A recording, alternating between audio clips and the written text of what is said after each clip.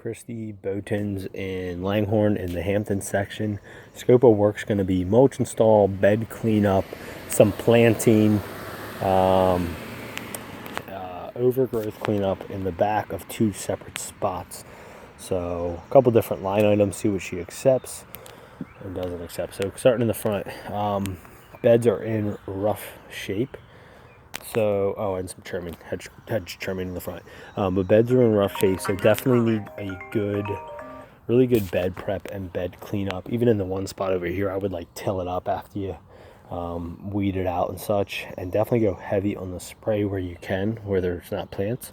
Yeah, so start over here and walk around.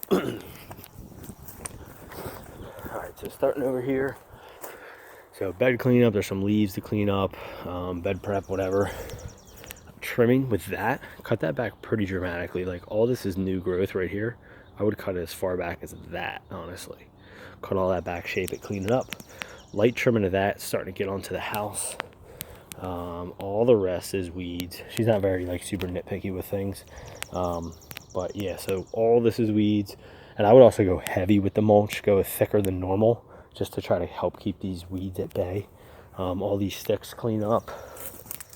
Some sticks in her yard, she's gonna grab them too and clean them up. Give her a clean edge here. This one, you can cut this back. It's starting to block her window. It's starting to touch her house. This one, you can cut back all the yellow stuff. Basically, cut it all the way down to the green. You'll still have some yellow in there because it's kind of already intertwined with the green, but at least bring down, some of this. Just do your best to try to trim out the yellow. This tall guy, just trim that back. Maybe a foot everywhere. This one, trim back, starting to like lean onto her porch a little bit, so clean that up. Bed prep, clean up in here. This is like a ground ivy, so you can leave that yellowy green. There is some weeds in there, like that's a weed, but then the greenish yellow you can leave. These are obviously weeds poking up here. Lightly prune and shape that. You can leave that alone. Leave these alone. This one you can trim up and shape up and trim up and shape up. The one thing with this, actually, I forgot to mention, so this is like a rose bush. And she said when it grows in, it gets real tall and starts to lean over onto the walkway. So I would say trim back the back because it's touching the house. Trim the front a little bit. And then let's bring in, like, to figure out what, but like some type of a wooden stake. It doesn't have to be a big ordeal here, but like 2 wooden stakes maybe, and like kind of hammer them in right here. And then tie some yarn or string. Should have that yellow string in the landscape truck. We'll just have to find some piece of wood that we can kind of like hammer into the ground and then tie the base of that with string to this. Basically the goal is just to help keep it upright straight rather than bending over. So try to have them like a little longer pieces of wood if you can, and try to tie them somewhat high so you're holding it up here to keep the growth kind of going upward rather than falling over into the walkway. Said she may have a couple plants and flowers and stuff to put here, so that potentially you'll have to adjust invoice based off how many you plant. She may have those in the front. Moving over to here, she said she may have stuff to plant here. This one needs a real good cleanup. Weed it out, bust it up, till it up, spray it like crazy. Unless you're planting stuff, then just don't spray the spots that you're going to plant. But this area, you can't even see there's mulch, but there's mulch on here. It's totally covered, so clean that up. That's it for the front, as far as mulch and things of that sort. And then moving to the back. So the back, we got two separate sections of overgrowth cleanup. Start with this one first. And I did tell her already, like, this is not going to be perfect because it's kind of intertwined with the fence, and it's also kind of part of the neighbors as well. Usually we see this with those metal wire fences, but it's kind of happening here. So what we're going to do is do your best to try to cut out as much of this as possible. Basically, she wants this like whole eyesore of all this growth over here to go. So I told her we'll chainsaw down like real low as we can. We'll cut as much as we can get to here. Do your best to cut out every bit that you can. Maybe hand snip a little bit. When you're done, you can spray a little bit at the base of each of them. Essentially just looking to get this growth out of here. Now you'll still have a lot from the other side showing, but at least on her side it'll be somewhat cleared. Again, I did warn her, some of it's kind of intertwined in the fence. Some of it's growing over there, so she'll still have some remnants, but the bulk of it, should be able to get the bulk of it out of here, make it look dramatically better anyway. And then moving up to this spot, so this is a tricky one because by the time we get out here, this is something that could look dramatically different.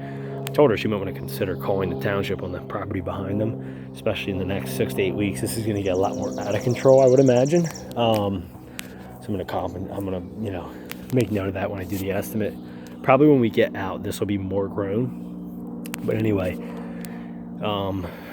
really the best way to do this would probably be jump over the fence, cut back like maybe 3 foot off of her fence line of all that funky growth and like toss it over there. That way she has buffer. However, there's a lot of poison ivy back there, so I told her I don't feel comfortable sending the guys over there to do that. So we're not going to do that. Plus it's not even her property. So, but what I said we can do is, and I'll point out the spots where I see some poison ivy. It's not all poison ivy, but there is some. Is take like string trimmers and hedge clippers and kind of like trim the stuff that's coming over the fence into her yard. So trim all that, cut it back the best we can, you know, rake up the debris and get it out of here or do whatever with it. And then we can take spray, like weed killer spray, and just kind of spray over the fence, the immediate spots that's like touching her fence, just to help try to keep it off of her fence line and keep it at bay. I did tell her we'll do this, and then most likely like 6 to 8 weeks after that, it's going to just slowly creep and grow back over, but at least we'll try to keep it at bay for a little bit and clean it up a little bit from the get. But we're not going to go too far into the neighbor's property with it, just kind of what you can hit with a string trimmer and such. So yeah, just use caution, use them wrist things that are in the truck. If you have a neck gaiter, cool. Make sure you got your long sleeves on. So as far as poison ivy goes, you know, what to look out for is the red fuzzy vine, and then anything that has a stem with 3 leaves coming from it. So like for example, this is all good, this is all okay here, but then as you get right here, so this one, the red fuzzy, you can note, and then the stem with the 3 leaf, that's your indication for poison ivy. So there's some there, there's some here, there's some here. Most of this looks okay, and then I see some more creeping up here. So yeah, definitely be real cautious. That's why I said like we're not going to go back there, because I see a lot more back there than right here. So like if you look, like all this stuff, all that's red fuzzy, a ton of poison ivy back there. So we're not going to mess with that. But anyway, do your best with it. After you do cut it, make sure your hands are covered up, or you know, you're putting on a tarp and you're not in direct contact with the stuff that's poison ivy that you just cut. Again, not a ton right now to be exposed to, but definitely cover up regardless.